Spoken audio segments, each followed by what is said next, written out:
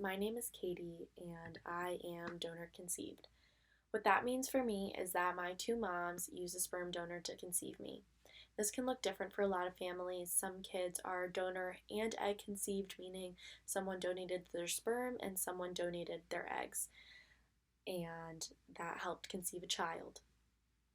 So, really, I feel like our community isn't spoken for by the people in our community. What I'm saying is that donor conceived adults are and children are not heard as much as parents of donor conceived kids.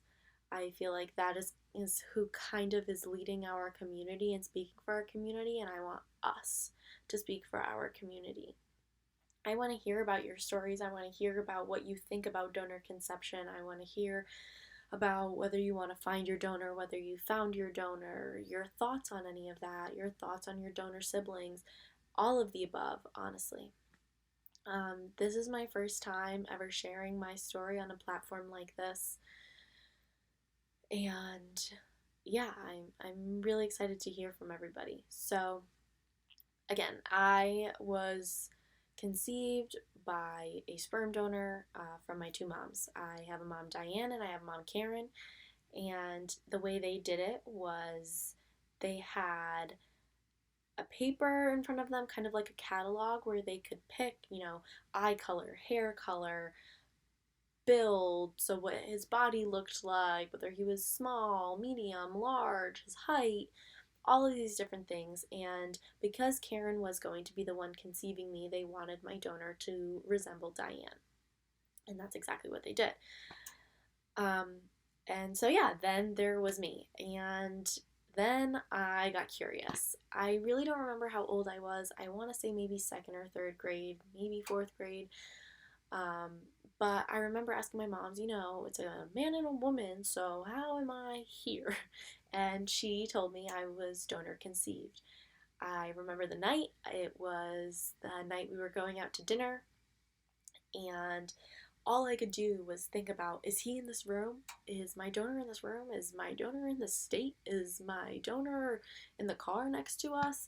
But at the time, I thought I was alone in it. I didn't think there was anybody else. I didn't think there was even a possibility that there was anybody else who was donor conceived or related to me through my donor besides his family. So his mom, his dad, whether he had brothers and sisters. One thing that was promised to me was that I would be able to meet my donor when I was 18. And that was something that I held on to throughout my whole entire life.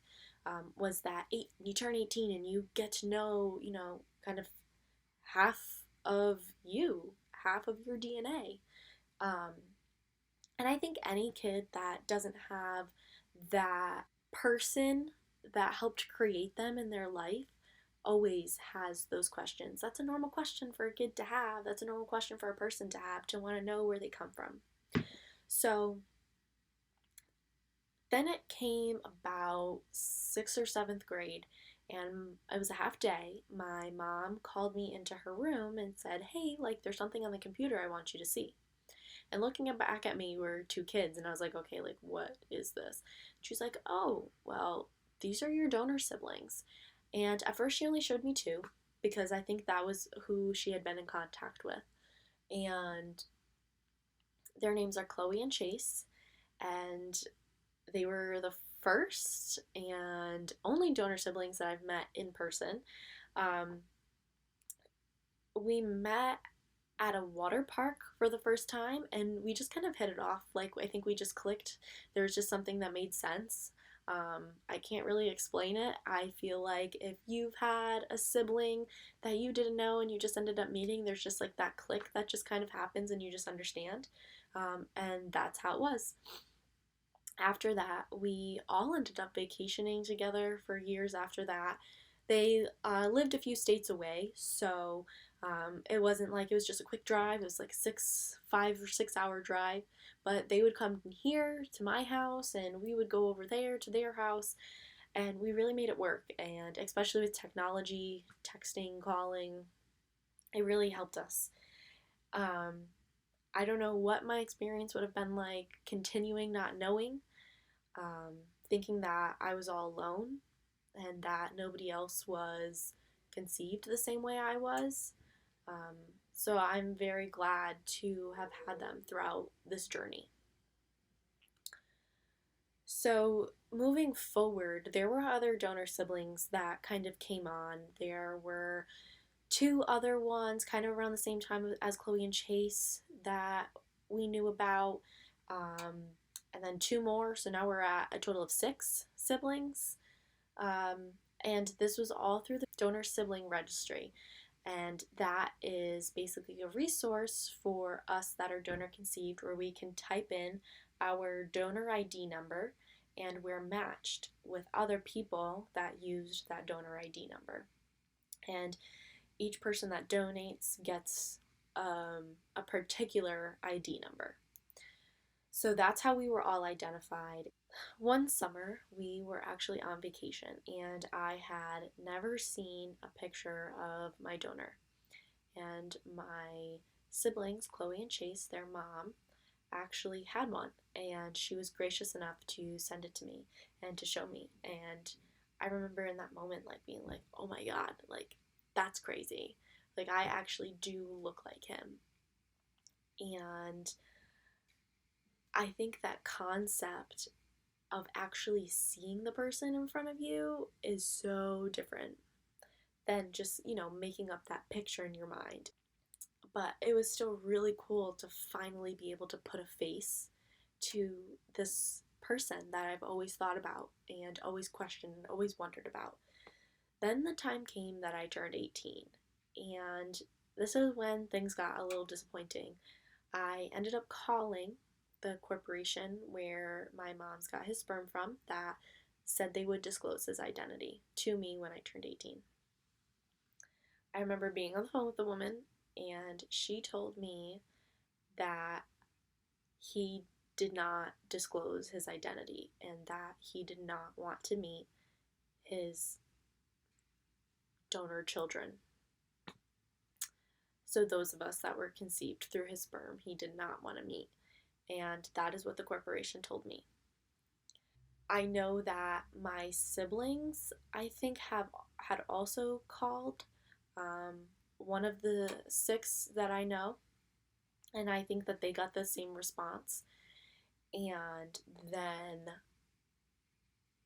we kind of talked about it and kind of where do we go from here? Like, how do we move forward? How are we actually going to find our donor? Where is he? We know he's out there. A year later, I ended up calling back and I was like, I was told I can't meet him, but I'd really like to just check on it and like to hear something, see if that changed, see if he called and changed that. And the woman on the other line said he actually called a while ago and he changed it. And he said when he first donated his sperm, he said that he would be willing to meet the children conceived. And then he changed it because he was moving overseas, which didn't really make sense to me at the time, that he didn't want to meet us.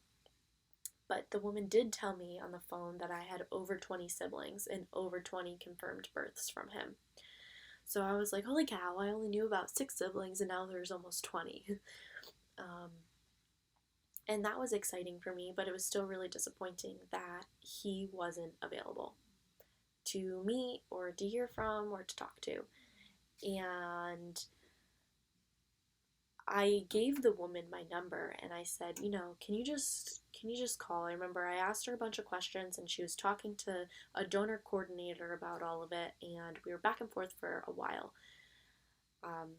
Then finally she did have to end the questions and said, I can't tell you anything more. You didn't fill out the paperwork, you can't meet him. About a week later, I kept checking my phone for some reason. I kept feeling like there was something missing, like I was going to get a call, and then bam, I was at work. I got a call from the corporation, and it was the same woman I had been talking to, and she had said, this was our mistake, and your donor is actually available for contact on our website. There were a few hoops we had to go through in order to make an account just to verify that it was us, And then we were in, and he had posted an update about himself. He had posted pictures. He wanted to get to know all of us. He wanted to share, his life and answer our questions, which was amazing. I remember being like so frantic to email him the first time. It was like everything was finally being pieced together. Um, and I'm really, really lucky for that, I want to say, because I know that maybe some of you watching that haven't gotten that experience. Or maybe your circumstance is different and you might not get to have that. And I want to recognize that because we all really do deserve to get that. And I'm sorry for people that can't. I think that that is another amazing thing about our community where people can relate to each other and people can understand each other and kind of be that support that nobody else understands in a way. Um, but yes, moving forward, I did get to email with my sperm donor and I got to know him, and we emailed back and forth like every week. There were, I think at the time, he knew about two other or one other um, conceived child, and she was actually one that none of us knew about. So now we're up to 7 siblings. Um, and then he had a son too, so that would be 8. um, so just in one meeting, there were 2 more added onto that sibling list, which was really cool. Um, so we continued emailing, and every week, he would talk about things about him, I would talk about things about me, I would ask him questions, he would ask me questions, and just really getting to know each other and to understand things. Again, the medical thing came up, any big medical things within, 18 years. Um, and then I was at work one afternoon, and he does live out of the United States, so he was actually here visiting, and he offered, for us to go meet him. And I was like, oh my God. um, and my sister called me because my sister got the same email, Chloe, and she was like, we should go, and I was kind of like, I don't know if I'm ready for that. And we ended up going, and luckily, where he was only about a 4-hour drive from us. So Chloe and Chase drove that 5-6 hours to me, and then from here we drove about 4.5 hours up to him. And we got to meet our donor, we got to meet his mom, we got to meet our cousin, we got to meet our aunt, and it was incredible. Something that I never thought would go like that. And it did. I mean, it went nothing like I thought it was going to go, but we finally got to meet. And for the past 2 years prior to that, I had thought I was never going to be able to find my donor. Just being able to have that experience, especially with my brother and sister, was something really, really special. And I think I'm going to make another video kind of digressing about it with them so you guys can hear about that. Alright, well, thank you if you stayed on this long. Please message me if you would like to share your story or talk about it or get it out there. Whatever the case may be, your thoughts, your feelings about things, please let me know. I would love to hear about it. So thank you, and hope you guys watch next time.